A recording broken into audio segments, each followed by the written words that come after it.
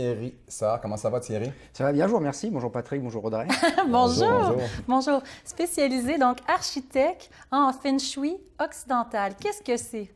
En fait, le Feng Shui, comme tout le monde le sait, je pense, c'est la circulation de l'énergie dans une maison.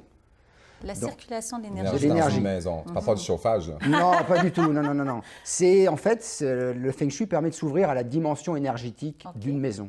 Ce qui fait que pour moi, par exemple, qui était architecte au début, ça m'a permis en fait d'apporter plus de qualité en fait à un projet architectural. C'est ça que m'a apporté essentiellement le Feng Shui. Mais c'est de faire circuler l'énergie dans une maison? L'énergie, c'est quelque chose qu'on retrouve dans la nature. Oui. D'ailleurs, ça se voit dans le paysage, les montagnes, les vallées, tout ça.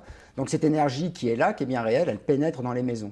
En général, on veut que l'énergie pénètre par la porte et sorte par les fenêtres. Et cette énergie va circuler plus ou moins rapidement dans une maison. Elle peut être plutôt lente ou plutôt rapide. Et en fonction de cette qualité d'énergie, eh bien, ça va avoir un impact en fait sur l'habitant qui est dans la maison. Ah oui. Ah ben oui, automatiquement, c'est Forcément, relié. Donc, avec l'architecture, vous composez, finalement, il résulte une fluidité dans la circulation d'énergie. La philosophie même, le lien avec l'architecture, donc ça va être au niveau du plan, au niveau de la disposition. Effectivement, au niveau de la disposition des pièces, de l'architecture, parce qu'on sait que les formes, ça a un impact aussi sur l'être humain, on parle d'onde de forme. Mais cette énergie, en fait, c'est elle qui va donner sa personnalité en fait à la maison. C'est ça qui fait qu'on se sent bien ou pas bien dans une maison quand on y rentre. Alors non seulement cette énergie a un impact sur nous, forcément elle a un impact sur nous. Donc je reprends l'exemple de l'énergie. Si elle est plutôt lente, ça peut être une énergie plus apaisante, ou si elle est plutôt rapide, une énergie plus dynamisante. Mais dans les deux extrêmes, ça peut, trop dynamisante, ça peut amener le stress, et trop apaisante, ça peut amener l'inertie. Tout à fait, dans les deux pôles. Voilà. Alors, on en revient à dire qu'il y a un reflet, il y a un miroir de qui on est par rapport à où on vit. Alors voilà, c'est ça qui fait en fait l'originalité du Feng Shui occidental, c'est-à-dire que c'est relié en fait au phénomène miroir. Et c'est quoi le phénomène miroir? Ça part du principe qu'on ne rencontre pas les gens par hasard et que toutes les situations qu'on vit ne sont pas le fruit du hasard. Donc en fait, quand on rencontre quelqu'un qui a une certaine qualité qui nous touche, si cette qualité on la voit chez l'autre, ça veut dire qu'on la porte en soi.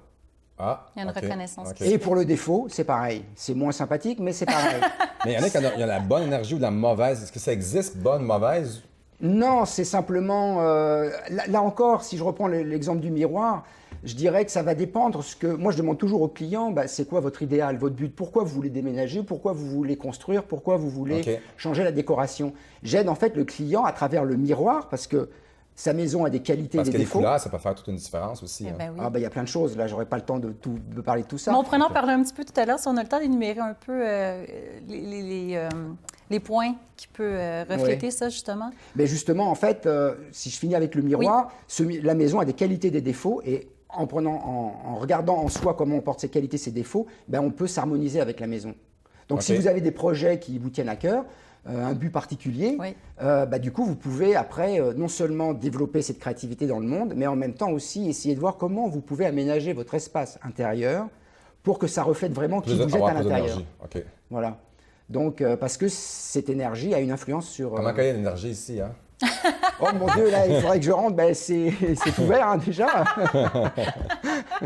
C'est drôle. Mais par exemple, tout à l'heure qu'on parlait des points qui réfèrent à ça, il y aurait la couleur, la disposition, l'architecture des meubles, les fenêtres. En fait, moi, mon travail s'axe sur trois axes principaux. Il y a l'énergie. Donc, l'énergie, c'est est-ce qu'elle est trop rapide ou trop lente? Donc, souvent, on dit que le Feng Shui, c'est l'art du positionnement. Donc, les meubles, comment ils sont placés, ça ralentit ou ça accélère l'énergie. Après, il y a la polarité. Ça, c'est au niveau des formes. Donc, comment sont les pièces les unes par rapport aux autres? Est-ce qu'une maison est plutôt horizontale, féminine, yin, ou plutôt verticale, verticale, masculine ou yang? Donc, ça aussi, ça influence tout l'ensemble. Les couleurs aussi, je pense. Les couleurs aussi, on a les couleurs froides, les couleurs chaudes, les couleurs plutôt yin ou plutôt yang, féminine, masculine. Donc, puis il y a énormément de choses. Il y a la décoration, les images que vous mettez sur un mur.